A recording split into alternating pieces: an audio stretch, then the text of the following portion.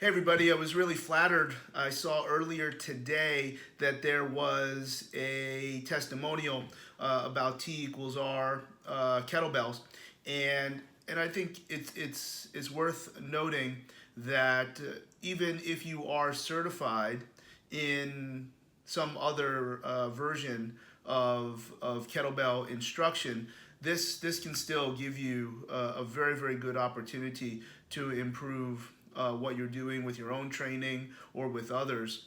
But I've talked to people, and I've actually said that the most important thing that I would actually like people to see out of T equals R kettlebells is not just what we're doing with this piece of iron, but rather some of the things that I'm doing in terms of coaching and the words that I'm trying to use. We've talked about this a little bit before, but I think some of that was coming through on that testimonial, which did take advantage of an affiliate program that our marketing folks put together. So I do want to be transparent about that. But hopefully, this fellow was organic in what he was talking about. Other thing too, I know we've done fairly well. Google gave us some kind of commendation for the marketing that we're doing for virtual physical therapy. But I don't always know who sees it, or sometimes people ask me, "Hey, are you doing this?" I'm like, "Dude, I just spent a significant amount of money marketing," but I guess it's a different target. So virtual physical therapy, whether it's with me, whether it's with Dr. Kyle Balzer or Dr. Kyle O'Flaherty, there's a lot of availability. Those guys are going to be able to potentially use your insurance. Depending on the type of insurance that you have, etc. I'm not. I'm continuing to not have the insurance available, but a lot of folks I've mentioned before, very surprised myself at the kind of results that we're getting through this online virtual physical therapy, as well as online training. Online training is a little bit different, and I've been able to figure out some things, but with others, not as much yet.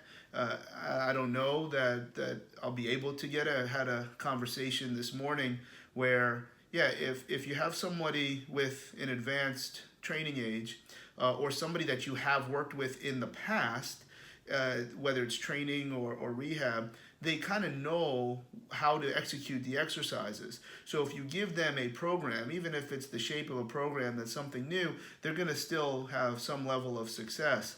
I still have not cracked yet. How do I just give you a bunch of exercises that I think is coherently put together without knowing what you're capable of and what you're good at and what you're not as good at? So what we've done is take an hour for the online training and to start to put together what equipment do you have, how do you like to train, hey, what would you do if I asked you to do this on a Tuesday, and when we even get past that, and now you're almost giving a list of exercises that you can do, some things that maybe you're kind of good at, and then have a very open line of communication through text or email.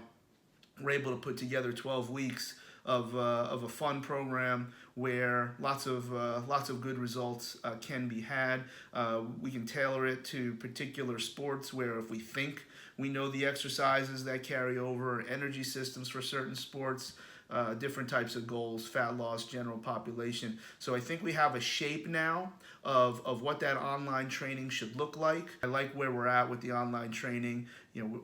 Really like where we're at with the virtual therapy, and it's always nice to have a big company like Google give you some positive feedback and very complimentary for being available to do something like that.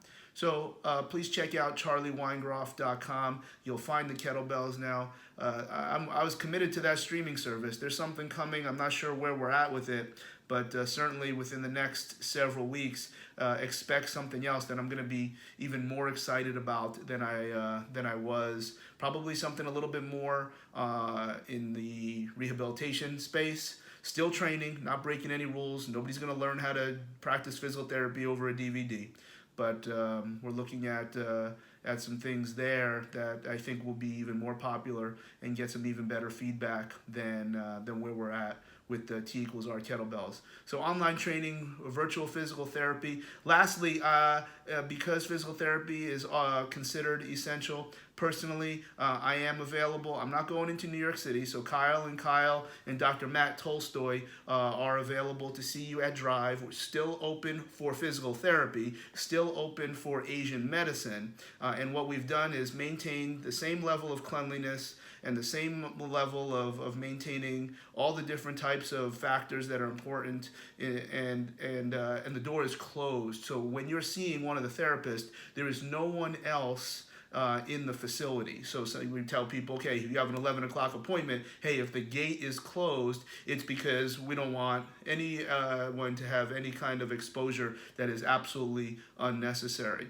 So live physical therapy at Drive in New York City is available, and I am able to see folks in Westchester and in Connecticut. So again, contacting as general, and what I've also personally done, if at any point during the session there's any reason, whether it's on my part or the part of the patient, feels that any of the necessary components to managing this situation in terms of COVID is compromised, the session is over and there's no charge, and we try to give it a go another day, and there's no questions asked on that. And certainly not every patient would even be accepted given the type of therapy that may be involved. So I just wanted to make sure that, for my own, I'm still open for business in terms of all these different things, and really trying to take advantage of a very, very difficult situation and still be able to do some of the things that add to normalcy. I hope you're trying to figure out some things on your own as well.